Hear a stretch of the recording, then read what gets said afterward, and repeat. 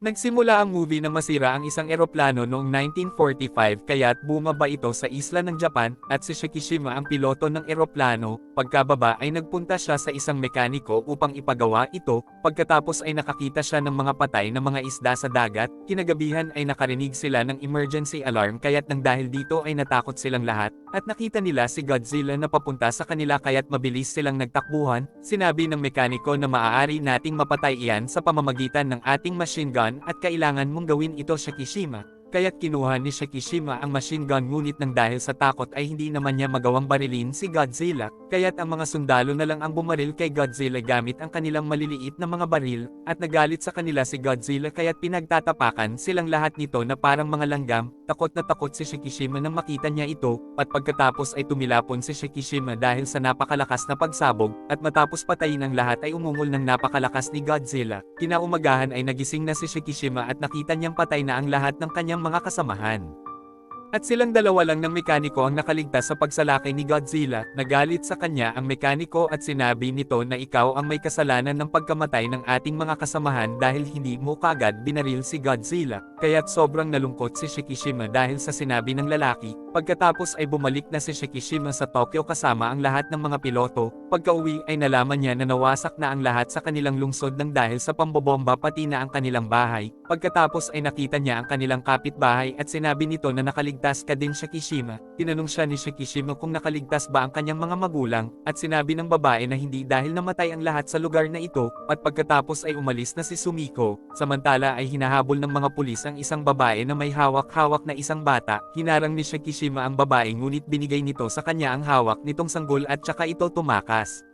At ilang sandali ay bumalik din ang babae at tinanong siya ni Shikishima kung sino siya. Ako nga pala si Noriko at nakita ko lang ang batang iyan sa isang lugar, kaya't kinuha ko siya dahil namatay ang kanyang mga magulang sa pagsabog. Pagkatapos ay ibinalik na ni Shikishima ang bata sa kanya ngunit sinundan siya ni Noriko at sinabing hindi mo kami pwedeng iwan ng ganito. Kinagabihan ay sumama na sila sa bahay nila Shikishima. Sinabi ni Noriko na nag-iisa na lang ako sa buhay, at sinabi ng ina ng batang ito na ako na ang bahalang mag-alaga sa anak niya. Natuwa si Shikishima kay Noriko at sinabi niyang isa kang mabuting tao dahil inalagaan mo ang bata. Kinabukasan ay naghanap ng trabaho si Shikishima, at sa daan ay tinanong siya ni Sumiko kung sino ang babae at ang batang iyon. Sinabi niya na di ko alam dahil sumunod lang sila sa akin. Bakit palaging umiiyak ang bata? Hindi ba siya binibigyan ng gatas kanyang ina at wala ba siyang pinapakain na kahit na ano? Sinabi ni Shikishima na hindi anak ni Noriko ang batang iyon, kaya't nang malaman ay naawa si Sumiko kila Noriko at pinainom niya ng gatas ang bata.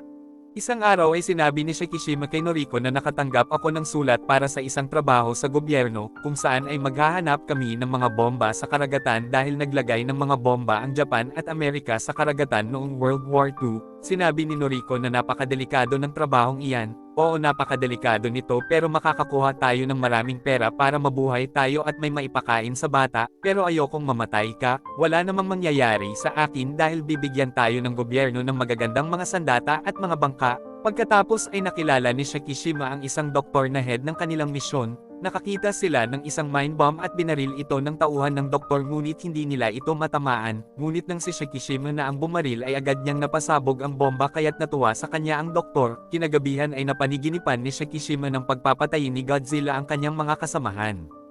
Kaya't bigla siyang nagising ng dahil sa takot at lungkot sa pagkamatay ng mga ito. Sinabi niya kay Noriko na palagi akong nananaginip ng masama at sana ay makalimutan ko na ang lahat ng mga ito. At pagkatapos ay nagpasabog ng nuclear bomb sa isang isla ang Amerika. Pagkalipas ng ilang panahon ay marami nang napasabog ng mga bomba sila Shikishima sa dagat, at masaya na din siyang namumuhay kasama sila Noriko. At isinama niya ang kanyang mga kasamahan sa kanilang bahay at masaya silang lahat dahil sa masarap na pagkain na inihanda ni Noriko. Ngunit nagulat ang kanyang mga kasamahan nang sabihin ni Noriko na hindi ko asawa si Shikishima. Kaya't sinabi ni Shikishima na sumama lang sila sa akin nung magkaroon ng pagsabog dito. Sinabi ng kanyang mga kasamahan na kailangan yun ng ikasal. Isang araw ay sinabi ni Noriko kay Shikishima na nakakuha na ako ng trabaho at makakaya ko ng mabuhay ng mag-isa, at ang kapitbahay na natin ang mag-aalaga sa bata at kinausap ko na sila, at sumang-ayon naman si Shikishima sa kanya. Pagkatapos ay ipinakita na nagpasabog na naman ng mga nuclear bomb ang Amerika sa maraming lugar, kaya't nang dahil dito ay mas lalong lumaki, naging mas mapanganib at mas lalong lumakas si Godzilla, at ngayon ay kumikilos na ito patungo sa Japan, at habang naglalayag sila sa Kishima ay laking gulat nila nang makita ang isang wasak na barko, nagtaka ang kanyang mga kasamahan kung anong uri ng hayop ang gumawa nito sa barko, kaya't sinabi ni Shikishima na si Godzilla ang may kagagawan dahil nakita niya ang mga patay na mga isda, dahil kapag umaahon siya sa dagat ay pinapatay niya ang mga hayop sa ilalim kaya't umiibabaw ang mga ito, at pagkatapos ay biglang lumabas ang maraming isda sa palibot ng kanilang bangka, kaya't natakot si Shikishima nang makita niya ito dahil alam niya na papunta na si Godzilla sa kanila, pagkatapos ay biglang umahon na si Godzilla sa dagat kaya't agad silang tumakas, pinasabugan nila ito ng bomba sa tubig ngunit wala namang naging epekto ito kay Godzilla, at pagkatapos ay hinabol sila nito kaya't naghagis ulit sila ng bomba ngunit nasira naman ang wire nito kaya't pinagbabaril na lang ni Shikishima ng machine gun si Godzilla. At dahil dito ay sumabog ang bomba at nasugatan ang bahagi ng bunganga ni Godzilla ngunit gumaling din ito kaagad, at tumayo ulit ito upang atakihin sila ngunit biglang dumating ang Japanese Army at inatake nila si Godzilla. Nang dahil dito ay sobrang nagalit si Godzilla kaya't pumunta ang halimaw sa ilalim ng tubig at inatake nito ang barko, ngunit hindi pa din tumigil sa pag-atake ang barko, at dahil dito ay nasugatan si Godzilla kaya't nagpunta ito sa ilalim ng dagat at nagdulot ito ng napakalakas na alon kaya't tumaob ang barko, lumabas ulit ng tubig si Godzilla at umungol ito ng napakalakas at pagkatapos ay bumalik na ito sa ilalim ng tubig, at makikitang sobrang nasugatan din si Shikishima sa pag-atake ng halimaw, at sa bahay ay nag-aalala si Noriko sa kanya nang makita siya nito, sinabi nito na sa tagal nating pagsasama sa bahay na ito bakit di mo sinasabi sa akin ang mga pag-aalala mo, sinabi sa kanya ni Shikishima na dahil ito sa maling nagawa ko noon kaya't namatay ang lahat ng aking mga kasamahan, hindi ko nabaril si Godzilla dahil sa sobrang takot ko kaya't nang dahil sa akin ay napatay silang lahat ni Godzilla at sana namatay na lang din ako. Sinabi ni Noriko na may dahilan kung bakit hindi ka namatay at sigurado akong may malaking dahilan ang buhay mo, pagkatapos ay muling bumalik na ulit si Godzilla sa dagat at inatake siya ng isang barko, samantala ay nasa bahay naman si Shikishima nang biglang tumunog ang emergency alarm, at sinabi sa balita na inatake ni Godzilla ang isang lungsod, kaya't nang marinig ito ay sobrang nag-alala si Shikishima kay Noriko dahil pumasok ito sa trabaho, samantala ay nagdulot naman ng mga kaguluhan si Godzilla nang manalasa ito sa lungsod habang nakaupong pinapanood ni Noriko si Godzilla sa isang tren, at pagkatapos ay inatake at kinagat nito ang kanilang tren, kaya takot na takot si Noriko habang nakakapit siya sa isang bakal, at tumalon siya sa dagat upang iligtas ang kanyang buhay, pagkatapos ay sinuntok ni Godzilla ang isang building kaya't namatay ang lahat ng mga reporter na nasa ibabaw ng gusali, pagkatapos ay tinulungan ni Shikishima si Noriko at tumakbo sila kasama ang mga tao habang nasa likuran nila si Godzilla, inatake ng mga sundalo ng kanilang mga tangke si Godzilla kaya't lalong nagalit ito, at pagkatapos ay umilo ng kulay blue ang likod ni Godzilla, kung saan ay bumuga siya ng isang napaka-mapanganib na sinag kaya't nagsisabugan ang lahat sa lungsod na iyon.